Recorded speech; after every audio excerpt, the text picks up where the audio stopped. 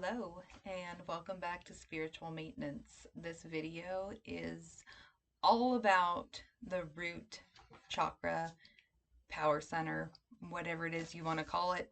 Science shows it's there, name it what you will. But this is the base, the what grounds us into our existence, our energy, kind of what we talked about in the past, where our intention goes, our energy flows. When we are not grounded, our energy is sporadic. It's all over the place and it's going wherever, whenever, however. So being grounded in the root chakra power center is how we take back our own power. And once we do that, then that energy can start flowing up through our body, through all the rest of the power centers, and create that connection with spirit, thus opening us back up to our intuition, our instinct, those that essentially turns us back online, like thinking of us as computers. Um, it's how we turn on our spiritual Wi-Fi, and we can start getting those downloads to help us move forward. Okay, so red is the color associated with this power center, as is black.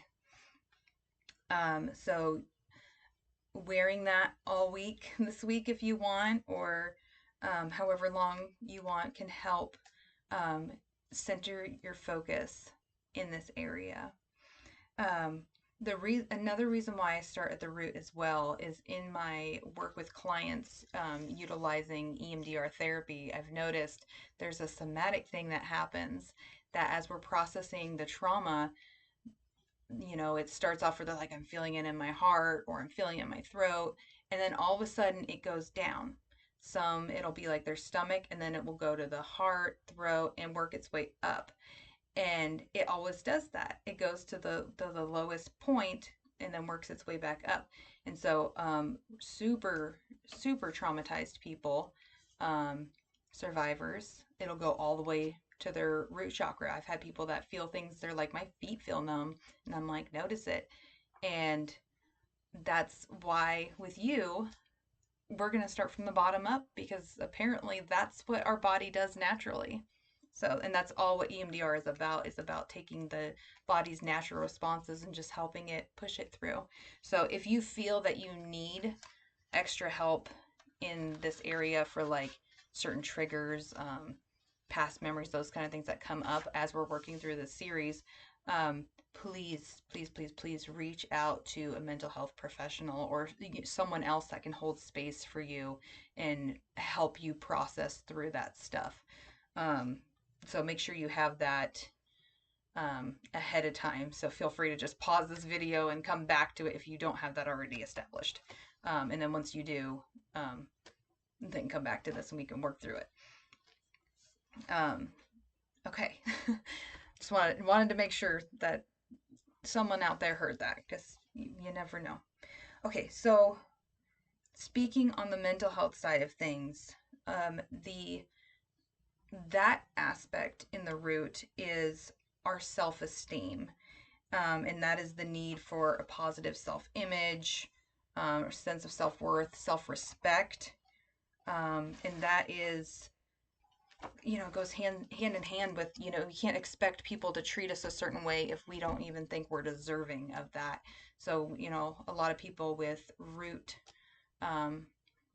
problems end up in codependent relationships, trauma bonding, those kind of experiences, because they think that, that's the best they can get, or they've never experienced what true love is, and so they don't have a comparison. They're like, oh, I recognize this, even though it was completely toxic.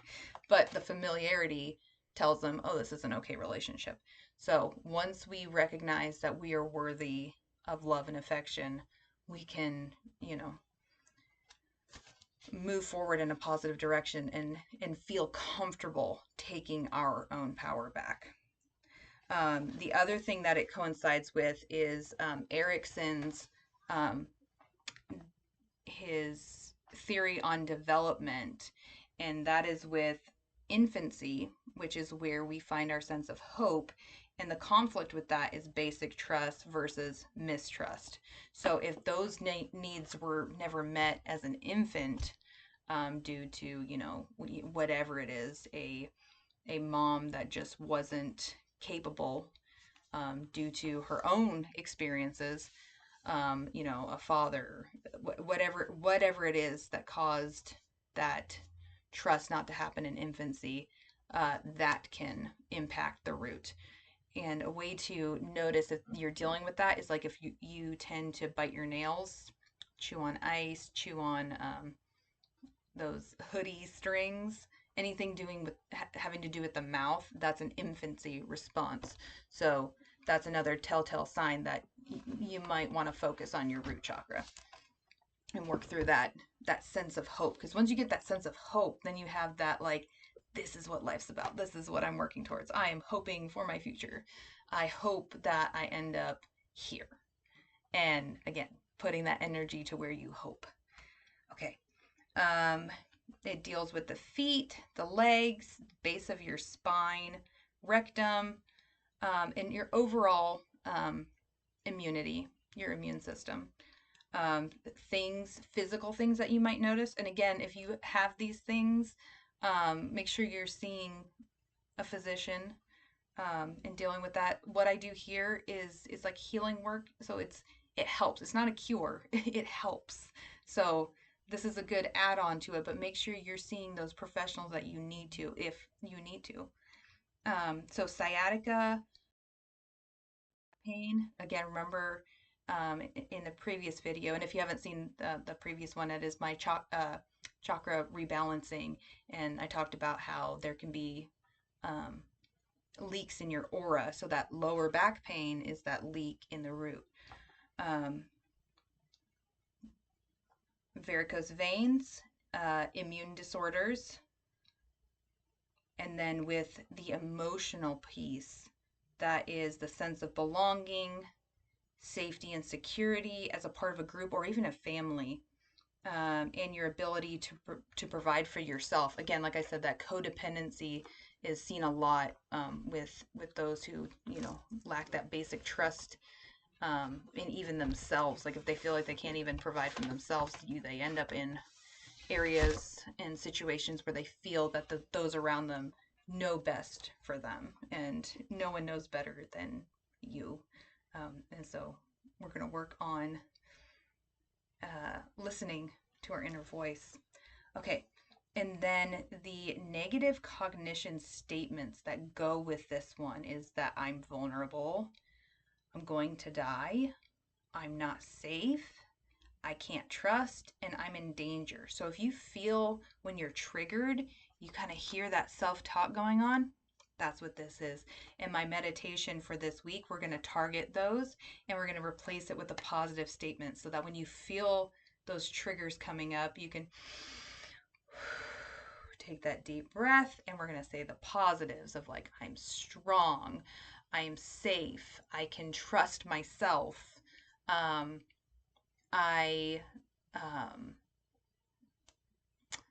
I love my life.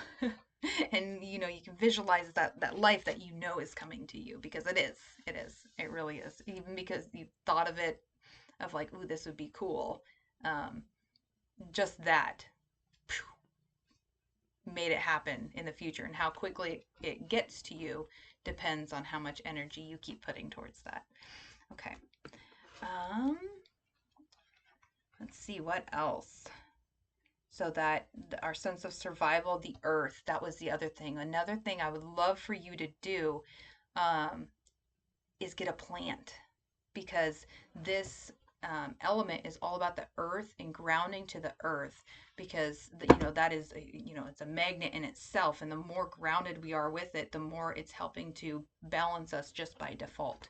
So if you can get a plant and interact with it, it helps give you that visual of life, of like, I can take care of this. Like if you're feeling stressed, anxious, turn to that plant and be like, what can I do to help this? Can I, does it need water? Does it need sunlight? How do I provide for its needs? And as you give, you also receive. So as you're giving to this little plant, that eventually will come back around to you. And then, of course, if you have dogs, children, those kind of things, being able to play outside with them, show them love, affection, let them know they are safe and they can trust you. Again, that'll bring it back around to you. Negative expressions that we can work on the meditation, as well as just noticing them in yourself throughout this week, focusing on that root chakra. Hoarding, predatory behavior. So that's kind of like, I mean, yeah, it can go with narcissism and those kind of things, but again, we're thinking survival. So people who were raised not trusting, it's those conversations you have with yourself where you're like, okay, if I say this in this conversation, I can get them to do that for me. And it's a survival instinct. You don't mean harm. You're just trying to get what you need. Um,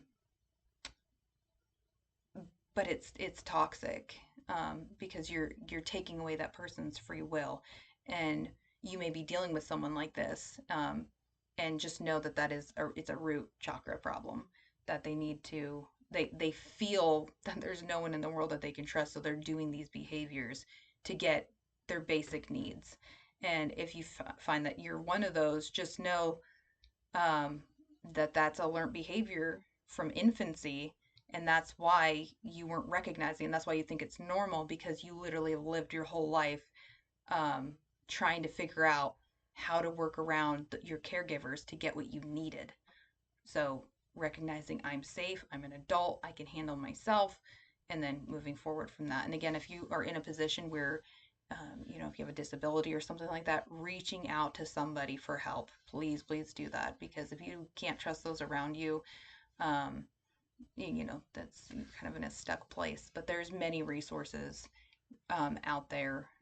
Just quick Google search, 1-800 numbers, those kind of things, in different areas. Like I said, I was gonna put resources on here, but I recognize this is YouTube and it goes out to the world. So just look for that in your area and reach out to whoever you need. Um, Chronic fatigue, mindless violence, and that's that responding on your triggers, where you're in that fight or flight. You think there's a bear there, bear being the trauma, um, the need to be safe, and you just react because your amygdala is on, your prefrontal cortex is turned off. Again, the need to be breathing, because it brings those lungs down, sends a signal to your brain, we're not in a crisis. So bring those lungs back down, turn that prefrontal cortex back on. Once you take those deep breaths and feel grounded in yourself again, you can make logical decisions and you're not ending up in mindless violence.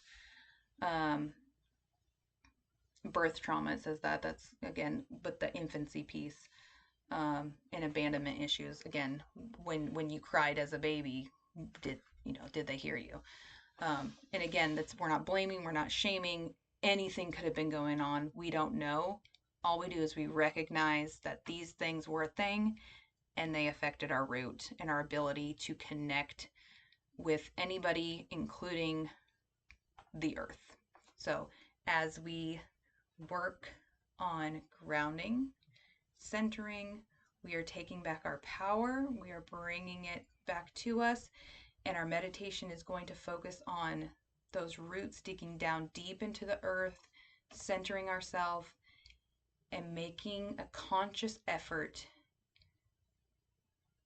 to acknowledge that we are safe, that it is over, and that we have our power back. And if there is someone around us that makes us feel like, well, it's really not over, know that you still have your power, and the way that they interact with you, it's not going to affect you anymore. You're not going to go within. If they say your cooking is bad, you're not going to be like, I know I'm a bad cook. You're going to be like, okay, you cook. I mean, you don't have to say that out loud, but you can think those thoughts of just like, well, find someone else. But whatever it is you need to tell yourself, just don't let it affect you, because once those emotions come up, that is when we are giving our power away. When you are expressing emotion towards someone, you are giving your power away. So that's why you want to express those emotions of love and happiness, because when you are expressing those, you're sharing your energy versus if it's those tumultuous ones, that's a mouthful, um, it's you're giving it away. It's chaotic.